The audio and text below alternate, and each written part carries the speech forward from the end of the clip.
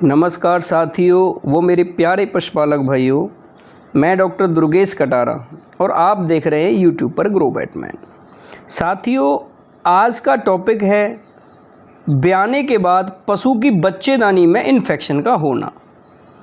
जी हाँ साथियों, किन कारणों से होता है और उसकी वजह क्या है कि पशु दूध भी घट जाता है और चारा भी कम खाता है। तो साथियों, इसकी जो मेन वजह होती है वो होती है प्रोलप्स या देरी से प्लेसेंटा यानी जेर डालना, या पशु की प्रोलप्स यानी फूल बेली की शिकायत होना, और साथियों डिस्टोकिया यानी बच्चे का फंस जाना और डॉक्टर द्वारा निकलवाना, या कोई पशु साथियों प्लेसेंटा उसका अंदर टूट जाए, उस कारण से भी इन्फेक्शन होने का डर रहता है। यदि समय पर इसका अच्छा इलाज न हो तो साथियों पशु की बच्चेदानी में इन्फेक्शन बना रहता है और वो ग्यामन रुकने में भी दिक्कत करता है, यानी आगे के लिए। तो साथियों, जैसा कि आप स्क्रीन पर देख पा रहे हैं, ये जो बफेलो एक कितने दिन की ब्याई हुई है, इसका इन्फेक्शन इसकी बलवा पर लगा हुआ है। आप ये क्लियर देख पा रहे हैं, ये देखिए ये इन्फेक्शन है। और फर्श पे भी साथियों अभी इसने गोबर जब किया तो फर्श पे भी इन्फेक्शन डला हुआ है, और शायद इसने ये थोड़ी देर पहले ही किया है साथियों। लेकिन उससे पहले साथियों, जैसा कि मैंने बताया कि दूध भी घट जाती है, चारा भी कम खाती है, यदि पशु के इन्फेक्शन हो जाए और यदि उसका सही इलाज ना हो तो आगे के लिए भी नहीं हो पाती है साथियों। तो उसके लिए हमें उचित ट्रीटमेंट क्या करना होता है वो आज मैं आपको बताऊंगा साथियों। लेकिन उससे पहले थोड़ा पशुपालक से भी हम जानने की कोशिश करेंगे कि उनकी इस बफेलो को और क्या दिक्कत है। ऐसा हो भी सकता है कि इसे और कोई समस्या हो। तो चलिए साथियों, पशुपालक से पशु के बारे में जानने की कोशिश करते हैं।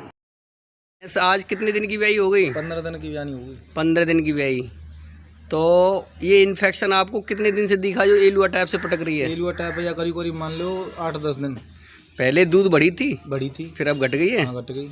अच्छा, चारा कैसा खा रही है? चारा सही खा रही है। चारा सही खा रही है, केवल परेशानी ये है कि एलुआ पटक रही है और दूध घट गई है। हाँ, दूध घट गई है, ये परेशानी है सिर्फ, हैं? हाँ जी। जैसा कि साथियों पशुपालक भाई ने बताया कि उनकी ये बफेलो को काल्विंग यानी ब्यात किए हुए 15 दिन हो गए हैं और करीबन 5 से 6 दिन से ये अपनी बच्चेदानी से इन्फेक्शन यानी एलुआ डाल रही है साथियों। और पहले ये दूध भी बढ़ी थी, लेकिन जब से ये इन्फेक्शन डालने लगी है तब से ये दूध भी घट गई है, चारा सही खा रही है। तो साथियों, इसके लिए हमें इलाज क्या करना है वो मैं आपको अब बताता हूँ। तो साथियों, सबसे पहले हमें लेना है ओलोनसेफ। ओलोनसेफ को साथियों 60 ml डिस्टिल वाटर में घोल करके सर्विक्स के रास्ते सर्विक्स होल पर गन रखते हुए गन को निकालने के बाद में शीत के माध्यम से 60 ml ओलोनसेफ को साथियों बच्चेदानी के अंदर डालना है। और ये क्रिया साथियों आपको आराम से और बढ़िया तरीके से करनी है। और ये जो दवा है ओलोनसेफ साथियों आपको लगातार 2 दिन डालनी है। और उसके साथ में साथियों आपको और क्या ट्रीटमेंट करना है, यदि साथियों इन्फेक्शनों में डिस्टोकिया हुआ हो, उसके बाद इन्फेक्शन हुआ हो, या किसी पशु के प्लेसेंटा थोड़ा बहुत रुक गया हो, उसके बाद इन्फेक्शन हुआ हो, तो साथियों आपको लेना है सेफ्टियोफर 1 ग्राम इंजेक्शन। जी हाँ साथियों, यदि इन्फेक्शन ज़्यादा बड़ा नहीं है और नॉर्मल कंडीशन से इन्फेक्शन है साथियों, तो आपको लेना है 25 ml एंडोफ्लॉक्सासिन, दोनों में से कोई एक। जी हाँ साथियों, इंट्रामस्कुलर लगाना है। और दूसरा इंजेक्शन लेना है साथियों आपको 15 ml CPM, और तीसरा इंजेक्शन लेना है साथियों आपको 15 ml निम्सुलाइड पैरासीटामोल। ये भी आपको इंट्रामस्कुलर पशु की गर्दन पर लगाना है।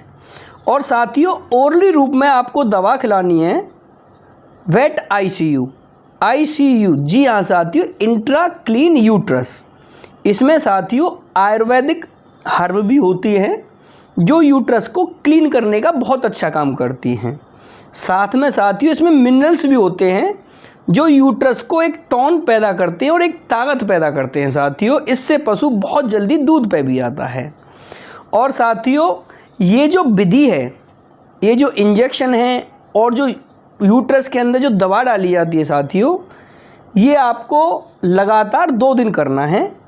उसके बाद में साथियों आप देखेंगे आपका पशु बिल्कुल स्वस्थ हो जाएगा, बच्चेदानी से बिल्कुल भी इन्फेक्शन नहीं डालेगा और अगले महीने यानी 1 मंथ के बाद साथियों वो पक्का प्रेग्नेंट भी हो जाएगा और दूध पे भी आ जाएगा। धन्यवाद।